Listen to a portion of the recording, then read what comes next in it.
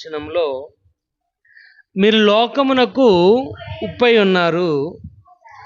ఉప్పు నిస్సారమైతే దేని వలన సారము పొందును? చాలండి. ఇక్కడ ఒక మాట రాయబడి వచ్చింది, మీరు లోకమునకు ఉప్పై ఉన్నారు అని. ఎందుకంటే మన యొక్క దైనందిక జీవితములు ఒకసారి మనం ఆలోచన చేస్తున్నట్లయితే, ఒకటి ఈ భాగం మనం ఆలోచన చేసినప్పుడు, ఒకటి భౌతికంగా దాని యొక్క ఉపయోగం ఏంటో మనకు తెలుస్తుంది. ఆధ్యాత్మికంగా దాని యొక్క ఉపయోగం ఏంటో కూడా ఇక్కడ రాయబడుతుంది. ఒకటి, మీరు లోకమునకు ఉప్పై ఉన్నారు అంటున్నాడు. ఉప్పు గురించి మన ఆలోచన చేస్తున్నట్లయితే, ఏ పదార్థము మనం ఎంత ప్రేమగా ఎంత బాగా వండినా కానీ ఉప్పు లేకపోతే దాని రుచి అన్నది మనకు తెలియదు. అదేవిధముగా ఆ ఉప్పుని ప్రిజర్వేషన్ అంటే తాగడానికి, ఆ ఉప్పుని శుభ్రపరచడానికి అనేక రకాలుగా దాన్ని వాడతారు. అదేవిధంగా భౌతికంగా కూడా మనం ఆలోచన చేసినట్లయితే, నీవు ఏ విధముగా దేవుని యొక్క జ్ఞానాన్ని పొందుకున్న వారిగా ఉన్నావో దాన్ని బట్టి ఈ యొక్క విషయం అనేది కూడా మనకు తెలుస్తుంది. ఉప్పు అంటే ఒక సౌండ్ డాక్ట్రిన్, అంటే నేర్చుకున్న సత్యవాక్యమును ఏ విధంగా నువ్వు ఉండాలి. అదేవిధంగా ఉప్పు అంటే నువ్వు నేర్చుకున్న ఇక సౌండ్ జడ్జిమెంట్, అంటే ఒక న్యాయమైన తీర్పును తీర్చేటప్పుడు నువ్వు ఏ విధంగా ఉండాలి, ఏ విధంగా మాట్లాడాలి, ఏ విధంగా ఉండాలో మొత్తం కూడా ఒక సింబాలిక్గా ఉప్పు ద్వారా ఆయన మాట్లాడుతున్నాడు. ఇక్కడ రాయబడి వచ్చింది, మొదటిగా నువ్వు లోకానికి ఉప్పై ఉన్నావు అని. ఎందుకంటే ఒక పోలిక, ఒక ఇక్కడ రాయబడే ఫిగరేటివ్ లాంగ్వేజ్, ఒక ఉపమాన అలంకారముగా ఉప్పును అక్కడ వాడటం జరిగింది. ఇక్కడ దినవనామ నేర్చుకుందాం, నువ్వు ఈ ఉప్పై ఉన్న నీవు ఏ విధంగా ఉండాలని దేవుడు ఆశపడుతున్నాడు. ఆయన ఏ విధంగా ఆశపడాలని ఆయన కోరుకుంటున్నాడో నేర్చుకుందాం. ఎందుకంటే నువ్వు లోకమునకు ఉప్పై ఉన్నావు అంటే ఇక్కడ రాయబడుచుంది, నువ్వు ఉప్పై, లోకానికి నువ్వు ఉప్పుగా ఉన్నావు. ఉప్పుగా ఉన్న నీవు నీకు ఉండవలసిన లక్షణాలు ఏంటో చూద్దాం. యోబు గ్రంథము 6వ అధ్యాయము, యోబు గ్రంథము 6వ అధ్యాయము 6వ వచనం చూద్దాం ఒకసారి. యోబు గ్రంథము, అమ్మా స్లోగా చదవండి, కంగారేం లేదు, నేను ఎక్కడికి పారిపోను, స్లోగా చదవండి. ఉప్పు లేక ఎవరైనా రుచి లేని దానిని తిందురా? చాలండి. ఒక ప్రశ్న ఏంటంట, ఉప్పు లేక ఎవరైనా రుచి లేని దానిని తిందురా అని. ఉప్పు లేకుండా రుచి కలిగినది మనం తినగలమా? చెప్పండి. ఉప్పు లేకుండా రుచి కలిగిన దాన్ని మనం తినగలమా? తినలేం. నువ్వు ఎంత అమృతముగా వండినా కానీ దాంట్లో ఉప్పు లేకపోతే నువ్వు తినలేవు. ఎందుకంటే ఆ ఉప్పు ఉండడం వల్లనే దాని యొక్క టేస్ట్ ఏంటో తెలుస్తుంది, దాని రుచి తెలుస్తుంది మనకి. 37వ కీర్తనలో రాయబడి వచ్చింది, దేవుడు ఉత్తముడు అని ఏం చేయాలంట? రుచి చూసి తెలుసుకోవాలి. అంటే ఆయనను రుచి చూడకపోతే మనకు తెలియదు ఆయన ఎటువంటి వాడు. అంటే ఆయన్ని తినాలి, కొరుకుని తినాలని కాదు, ఆయన ఎటువంటి వాడో ఆయన యొక్క మనస్తత్వాన్ని తెలుసుకోవాలి. అందుకే ఇక్కడ అంటున్నాడు, ఉప్పు లేక ఎవరైనాను రుచి లేని దానిని తిందురా. తర్వాత గుడ్డు లేని, గుడ్డు లేని తెలుపులో రుచి ఉంటుందా? డాక్టర్ ఏమంటారు, నువ్వు కోడిగుడ్లు తినొచ్చు కానీ దాంట్లో ఉన్న పసుపు దాన్ని నువ్వు తినకూడదు అంటాడు. ఎందుకంటే పసుపు సొన లేకపోతే ఆ గుడ్డు టేస్ట్ అనేది ఉండదు. తెల్ల సొన ఎంత తిన్నా సప్పగా ఉంటుంది తప్ప రుచి అనేది ఉండదు. కానీ ఇక్కడ రాయబడి గుడ్డు లేని తెలుపులో ఏమైనా టేస్ట్ ఉంటుందా? కాబట్టి ఇక్కడ నువ్వు రాయబడిచేది మొదట బేసిక్ ఏంటంటే, నువ్వు లోకానికి ఉప్పై ఉన్నావు. లోకానికి అంటే నువ్వు సమాజానికి ఉప్పుగా ఉన్నావు. సమాజానికి ఉప్పుగా ఉన్నావు. సమాజానికి ఉప్పుగా ఉన్న నువ్వు రుచి లేకపోతే ఉపయోగం అనేది లేదు. సమాజంగా ఉన్న నీవు రుచి కలిగినదిగా ఉండాలి అంటే యెహెజ్కేలు గ్రంథంలో అంటున్నాడు, నీ మాటలు నాకు దొరకగా నేను దాన్ని భుజించి అవి నా కడుపుకి ఆహారముగా ఉన్నాయి. కానీ ఎప్పుడైతే నేను వాటిని భుజించుతానో అవి తేనె కంటే మధురముగా ఉన్నాయి. ఎలా చెప్పగలుగుతున్నాడంటే ఆ వాక్యం యొక్క మాధుర్యాన్ని తెలుసుకున్నాడు.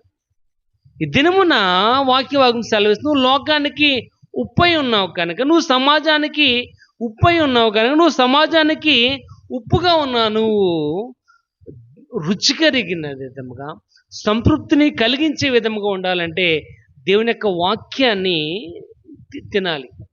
దేవుని యొక్క వాక్యాన్ని నేర్చుకోవాలి. దేవుని యొక్క వాక్యము ద్వారా మాత్రమే తప్ప మరి ఏమి కాదు. చూడండి 119వ కీర్తన 103వ వచనం చూద్దాం. నీ వాక్యము నా నోటికి ఎంతో మధురముగా ఉంది. అక్కడ అంటున్నాడు, నా నోటికి తేనె కంటే మధురముగా ఉంది. ఏంటంట? దేవుని యొక్క వాక్యం. కాబట్టి నీ వాక్యము నాకు తేనె కంటే మధురముగా ఉంది. కాబట్టి నువ్వు లోకానికి, సమాజానికి నువ్వు ఉప్పుగా ఉన్న నీవు రుచి కలిగిన విధముగా ఉండాలి అంటే దేవుని యొక్క వాక్యాన్ని ఆహారంగా తీసుకోవాలి. దేవుని యొక్క వాక్యాన్ని భుజించాలి. నీ మాటలు నాకు దొరకగా నేను వాటిని భుజించితిని అంటున్నాడు. ఇక్కడ ప్రియమైన వాళ్ళారా, అందుకే అంటున్నాడు ఆయన ఒక ఫిగరేటివ్ ఉపమాన అలంకారంగా మాట్లాడుతున్నాడు. నువ్వు లోకానికి, నువ్వు సమాజానికి ఉప్పుగా ఉన్నావు. ఉప్పుగా ఉన్న నీవు రుచి లేకపోతే, అందుకంటున్నాడు ఉప్పు నిస్సారమైతే సారాన్ని ఎలాగా అది మరల తిరిగి పొందుకుంటుంది. మనం చదవం చూడండి, నా మొక్కలు తెల్ల మొక్కలే చూడకండి. మత్తయి సువార్త 5:13 చదవండి. మీరు లోకానికి ఉప్పై ఉన్నారు. ఉప్పు నిస్సారమైతే అది దేని వలన సారం పొందుకుంటుంది? ఉప్పు కనుక నిస్సారమైతే దాని సారాన్ని అది ఎలాగ మళ్ళీ సంపాదించుకోలేదో రాయబడుచు. నువ్వు సమాజానికి ఉప్పుగా ఉన్న నీవు నీ రుచిని నువ్వు కోల్పోకూడదు. రుచిని టేస్ట్ని కోల్పోకూడదు. కోల్పోయినట్లయితే అది నిస్సారమైనది. అది భూమికి పనిచేయదు, మొక్కకు కూడా పనిచేయదు. ఎందుకు పనిచేయదు?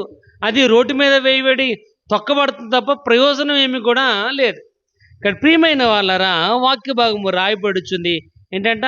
నువ్వు లోకానికి ఉప్పుగా ఉన్నావు.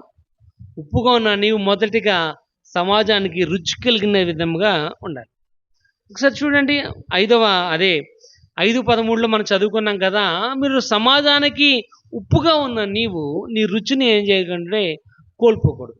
అంటే దేవుని యొక్క వాక్యం నీ హృదయంలో నుండి బయటికి తొలగిపోకూడదు. దేవుని యొక్క వాక్యం మీద మనం ఆధారపడాలి. అనుకున్న ఒకే ఒక్క ఆధారం ఏంటంటే ఆయనే. యెహోవా అందరికి ఉపకారి, ఆయనే మనకి ఆధారం. ఆధారము లేకుండా మనం ఏం చేయలేం. ప్రియమైన వాళ్ళరా, రుచిగా ఉన్న నీవు, ఎందుకంటే రుచి లేని దాన్ని ఎవరు కూడా తినలేరు. రుచి లేని ఆహారాన్ని ఎవరు కూడా స్వీకరించలేరు. ఆఖరికి పెరుగన్నంలో కూడా ఉప్పు లేకపోతే మనం తినలేం. అటువంటిది ఆయన అంటున్నాడు, నువ్వు లోకానికి ఉప్పుగా ఉన్నావు కనుక, ఉప్పుగా ఉన్న నీవు లోకానికి రుచి కలిగిన విధముగా ఉండాలి అంటే దేవుని యొక్క వాక్యం ద్వారా నీ యొక్క రుచిని అభివృద్ధి పరుచుకోవాలి. దేవుని యొక్క వాక్యానుసారమైన జీవితాన్ని కలిగి ఉండాలి. అందుకే ఇక్కడ అంటున్నాడు, నీ వాక్యము నా జీవకు ఎంతో మధురం. కాబట్టి నీ యొక్క జీవితానికి రుచి కావాలి అంటే ఏం చేయాలంట? దేవుని యొక్క వాక్యాన్ని నువ్వు పఠించాలి. దేవుని యొక్క వాక్యం మీద ఆధారపడాలి. అందుకే ఇక్కడ రాయబడుచుంది. ఒకటి, ఉప్పు అంటే ఏంటి? రుచికి చిహ్నంగా కనబడుతుంది. ఉప్పు చాలా అవసరం. ప్రతి కూరలో కూడా అవసరం, ప్రతి ఇంట్లో కూడా అవసరం. ప్రతి ఒక్క వంటకం ఏది వండినా ఉప్పు లేకుండా మనం ఏమి కూడా తినలేం. చూడండి, చంటిబిడ్డ తల్లులు ఉంటారేమో, చంటిబిడ్డ తల్లులు ఉంటారు. వాళ్ళకి భయంకరమైన ప్రమాదకరమైన కాలం ఏంటంటే డెలివరీ అయ్యాక మాత్రం. ఎందుకంటే వాళ్ళు తినే ప్రతి కూరలో ఏముండదు? ఉప్పు ఉండదు, కారం ఉండదు, పులుపు ఉండదు, ఏమి ఉండదు. గడ్డి మాత్రం తిన్నట్టే ఉంటుంది. నువ్వు తింటే తెలుస్తుంది అంటది కూతురుతో అంటారు, కూతురు అంటావు తల్లితో, నువ్వు తింటే తెలుస్తుంది అని. ఎందుకంటే దాంట్లో ఏమీ ఉండవు, రుచి ఉండదు. కానీ ఆరోగ్యంగా ఉండాలంటే అదే తినాలి. రాయబడుచు రుచి లేని దాన్ని ఎవడు కూడా తినలేడు. నీ యొక్క జీవితం కూడా లోకానికి రుచిగా ఉండాలి అంటే దేవుని యొక్క వాక్యము చేత నువ్వు నడిపింపబడాలి. అందుకే అంటున్నాను లోకానికి ఉప్పై ఉన్నావని. రెండోది చూద్దాం చూడండి. లేవీకాండము 2వ అధ్యాయము, లేవీకాండము 2వ అధ్యాయము 13వ వచనం ఒకసారి చూద్దాం. నైవేద్యము ఉప్పు చేర్చవలను. అంటే ఇక్కడ రాయబడి నువ్వు అర్పించి ప్రతి ఒక్క నైవేద్యములో ఉప్పు ఉండాలి. ఎందుకంటే అది నిబంధన, దేవుడిచ్చిన వడంబడిక. ఆయన చేసిన యొక్క నిబంధన ఏంటంటే నువ్వు అర్పించు ప్రతి ఒక్క అర్పణము కూడా రుచిగా ఉండాలి. నువ్వు అర్పించే ప్రతి ఒక్క అర్పణం కూడా ఎలా ఉండాలంట? రుచిగా ఉండాలి. అందుకని అంటున్నాడు నువ్వు అర్పించు ప్రతి ఒక్క నైవేద్యములో ఏం చేయాలంట? ఉప్పు చేర్చాలి. ఎందుకంటే నీ దేవుని యొక్క నిబంధన యొక్క ఉప్పు నీ నైవేద్యములో ఉండాలి. ఎందుకంటే ఉప్పు అంటే ఏంటంటే ఇక్కడ రాయబడుచు నిబంధన, అగ్రిమెంట్. ఎందుకంటే దేవుని యొక్క వాగ్దానం, ఆయన చేసిన యొక్క నిబంధన స్థిరమైనది, శాశ్వతమైనది. నిన్న నేను నిరంతరము యాకరీతిగా ఉంది ఆయన నిబంధన. ఏంటంటే ఆయన ఉండు స్థలములో నువ్వు ఉండులాగున ఆయన మరలా వస్తాడు. ఆ స్థలానికి ఆయన మనల్ని, అది ఆయన మనకిచ్చిన యొక్క అగ్రిమెంట్, ఒక నిబంధన. కాబట్టి ఇంగ్లీష్లో రాయబడుతుంది సాల్ట్ కవనెంట్ అని. అంటే ఏంటంటే ఒక రెండు దేశాల మధ్య ఒక నిబంధన జరగడం అంటే అది ఉప్పు యొక్క నిబంధనగా కనబడుతుంది. కాబట్టి ఇక్కడ కూడా వాక్య భాగం రాయబడి దేవుడు ఇచ్చిన యొక్క నిబంధన నిత్యమైనది, ఆయన ఇచ్చిన నిబంధన నిలకడ కలిగినది, అది ఎన్నడూ కూడా భంగము కానేరది. అందుకని అంటున్నాడు నువ్వు అర్పించు ప్రతి ఒక్క నైవేద్యములో ఉప్పు ఏం చేయాలంట? చేర్చాలి. ఉప్పు ఏంటంటే నిబంధన, సాల్ట్ కవనెంట్. దేవుడిచ్చిన యొక్క వాగ్దానము నీ యొక్క జీవితములో నెరవేరాలి. ఎందుకంటే ఆయన ఇచ్చిన వాగ్దానము ఎంతో స్థిరమైనది, నమ్మకమైంది. ఒకసారి చూడండి లేవీకాండం 19వ అధ్యాయము 18 కూడా ఒకసారి చూద్దాం. లేవీకాండము 18, 19. నిర్గమాకాండము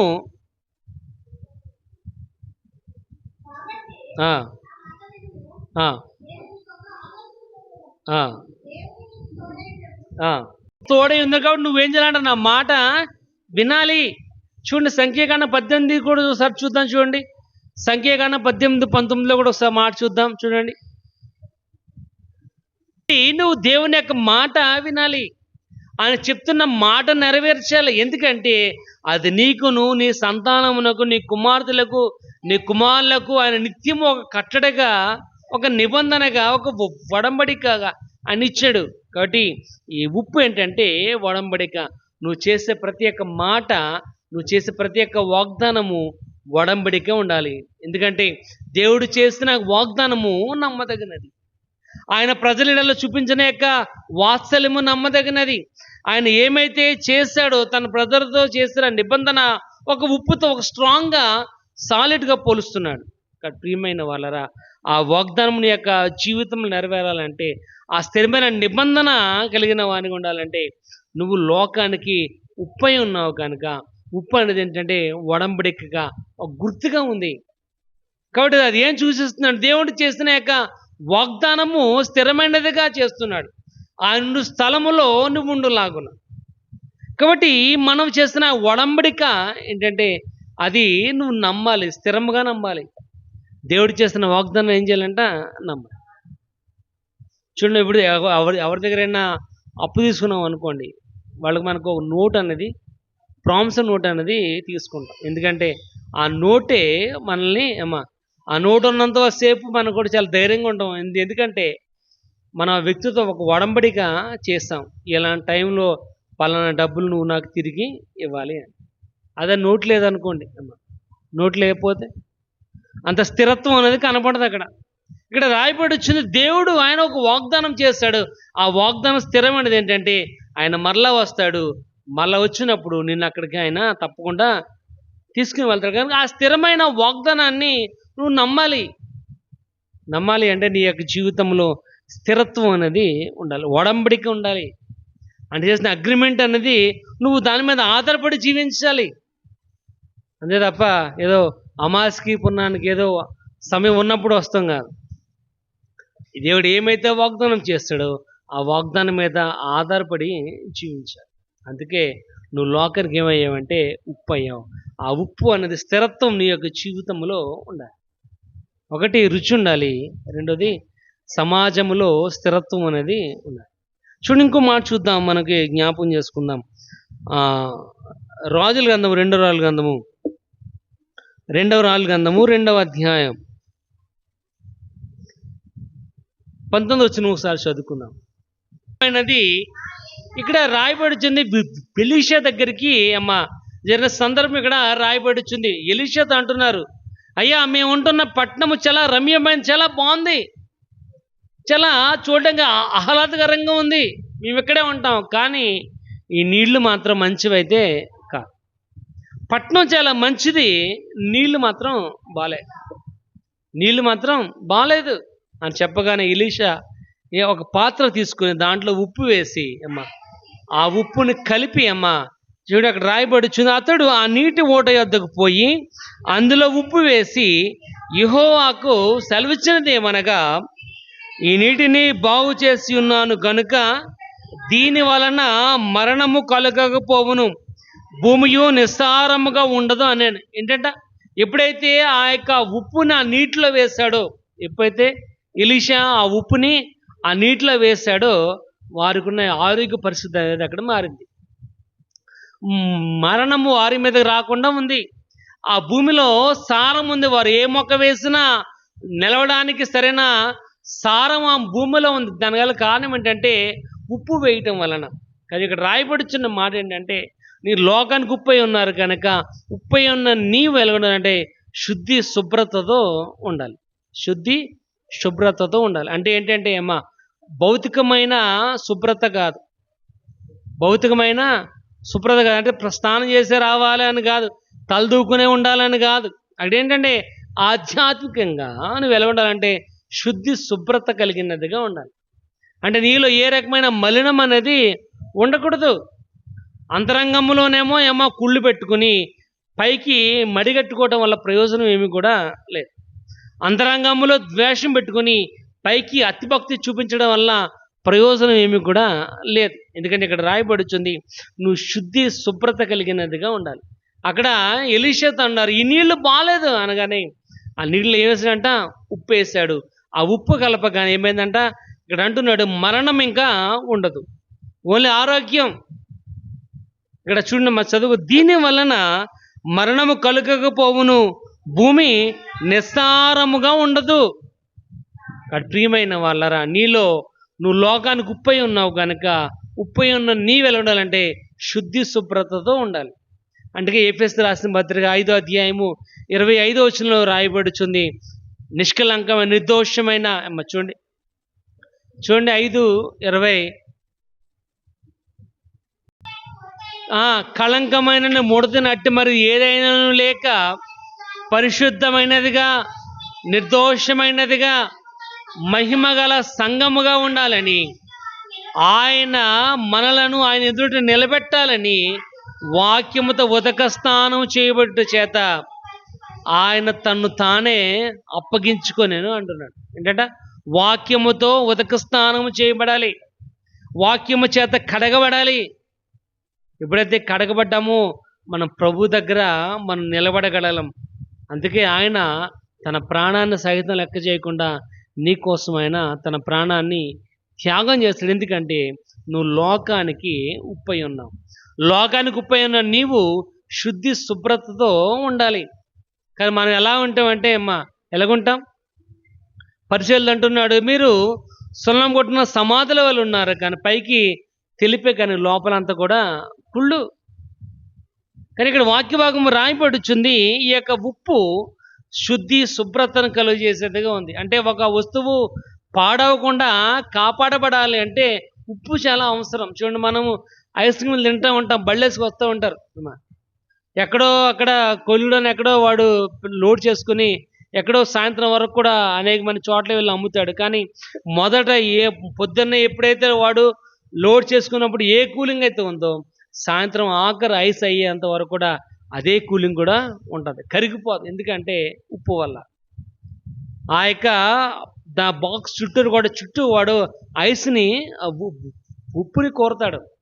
ఐస్ ఉప్పు వేసి గట్టిగా కోరటం వల్ల దాంట్లో ఎయిర్ వెళ్ళకపోవటం వల్ల ఆ ఉప్పు ఏం చేస్తుందంటే కూలింగ్గా ఉండి ఆ లోపల ఉన్న ఐటెం పాడైపోకుండా కాపాడుతాడు.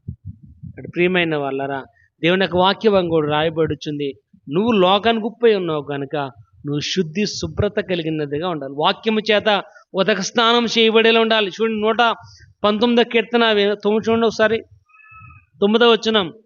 119 కీర్తన 9వ వచనం. నడతను శుద్ధిపరచుకుంది. ప్రశ్న ఇక్కడ రాయబడుతుంది ఏంటంటే, యవనులు అంటే యవనస్తులు మాత్రమే కాదు, ప్రతి వారు కూడా దేని చేత తమ నడతను శుద్ధి చేసుకుంటారు అన్న ప్రశ్న అక్కడ కింద రాయబడుచున్నాయి.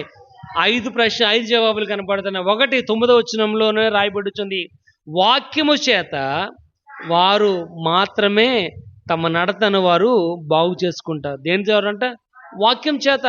కాబట్టి నువ్వు శుద్ధిపరచబడాలంటే వాక్యం కావాలి.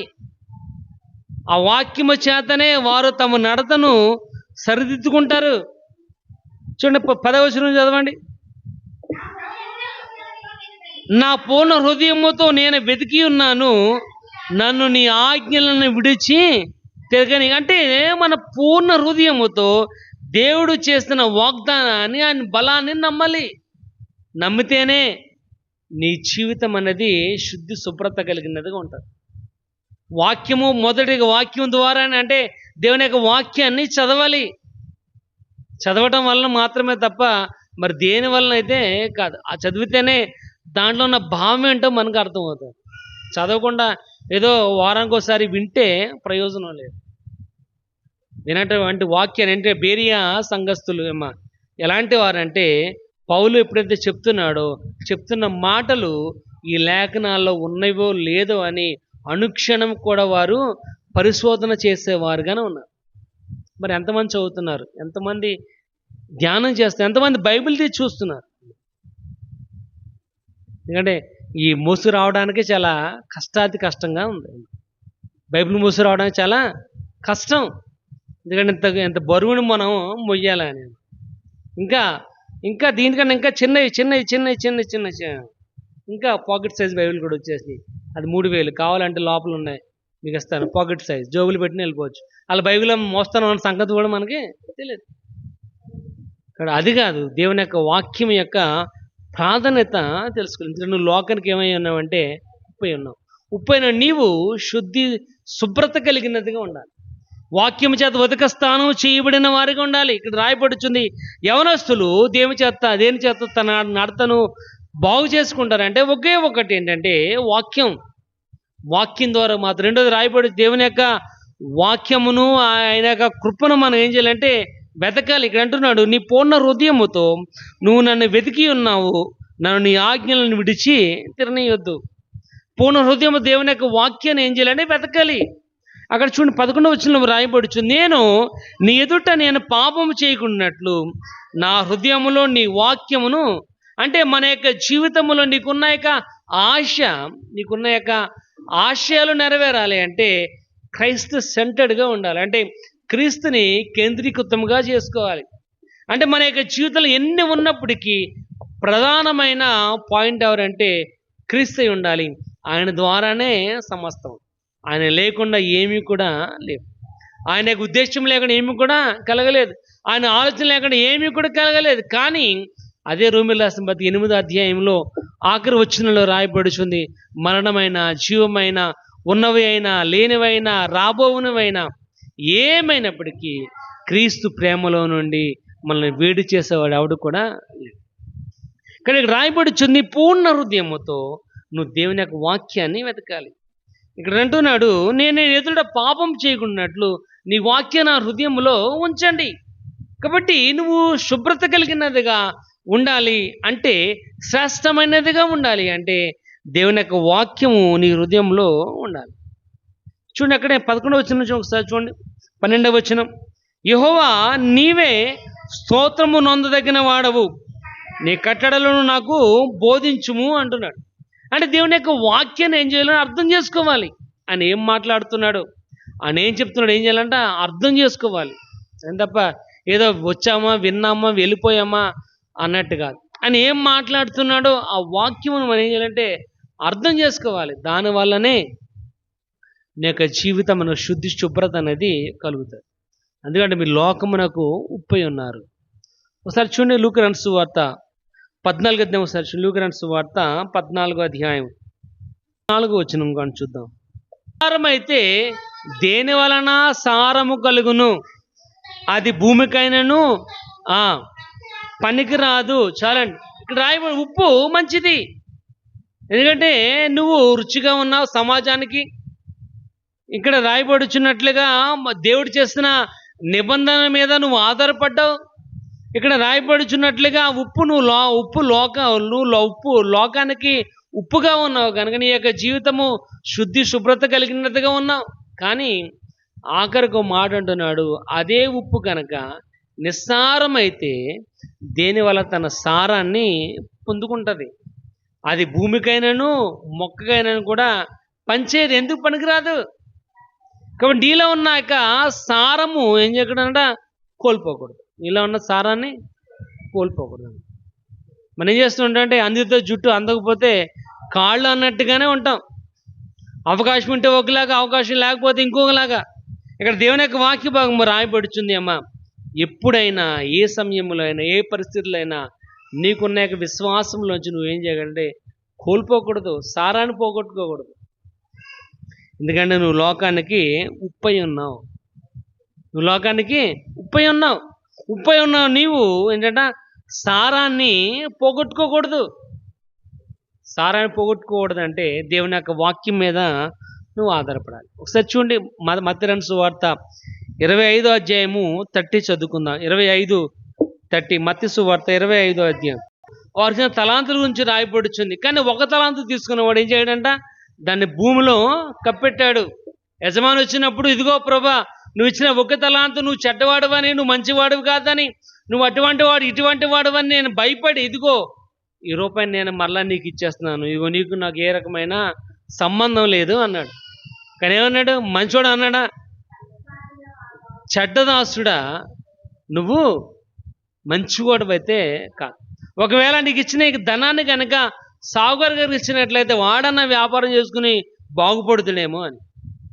అంటే దాని యొక్క ఉద్దేశం ఏంటంటే నువ్వు కాకపోతే ఇంకొకళ్ళు, నువ్వే ప్రాముఖ్యమని మాత్రం కాదు. అక్కడ నువ్వు కాకపోతే దేవుడు ఇంకొకరిని నిలబెట్టగలడు.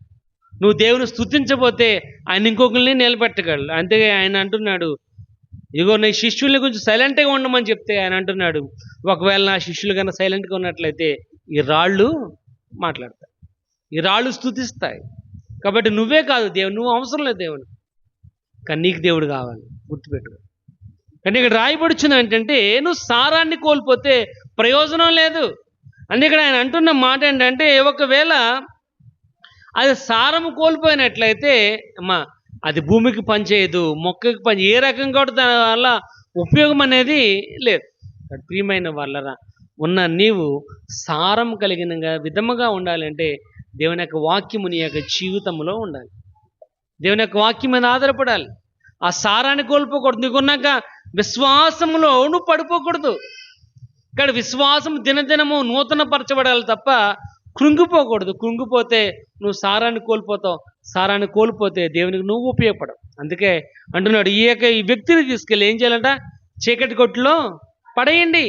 ఎందుకంటే వాడుకున్న యొక్క సారాన్ని వాడు కోల్పోయాడు. ఒకవేళ నిజంగా వాడు వ్యాపారం చేయడం రాకపోతే అది ఎవరికైనా సాగురికి ఇచ్చినట్లయితే వాడైనా బాగుపడితే ఆ రూపాయికి ఇంకో రూపాయి అన్నా సంపాదించుకుంది. కానీ ఆ పని కూడా వాడు చేయలేదంటే వాడిలో ఏసం ఎత్తు కూడా సారం అనేది లేదు. ఇక్కడ ప్రియమైన వాళ్ళరా, సారాన్ని మనము కోల్పోకూడదు. యేసుప్రభు కూడా తన యొక్క జీవితంలో ఆఖరి యొక్క రక్తబొట్టు వరకు నీ యొక్క విమోచన కోసం తన ప్రాణాన్ని సహితమైన లెక్క చేయకుండా ఆ కల్వరిగిరి శిలువపై భయంకరమైన బాధను ఆయన అనుభవించాడు. ఎందుకంటే నువ్వు లోకానికి ఉప్పుగా ఉన్నావు. లోకానికి ఉప్పుగా ఉన్నావు కనుక నీ సారాన్ని కోల్పోకూడదని ఆయనే తన ప్రాణాన్ని త్యాగం చేశాడు. అందుకే 5వ అధ్యాయం రోమీయుల పత్రిక రాయబడుచుంది, మనం ఇంకా పాపులమై ఉండగా, మనం ఇంకా శత్రులమై ఉండగా, మనం ఇంకా దేవునికి విరోధమైన వారంగా ఉన్నప్పుడు ఆయన నీకు తన ప్రాణాన్ని త్యాగం చేస్తాడు. ఎందుకంటే నువ్వు లోకానికి ఉప్పై ఉన్నావు కనుక ఆ ఉప్పు నిస్సారమైతే ప్రయోజనం లేదు.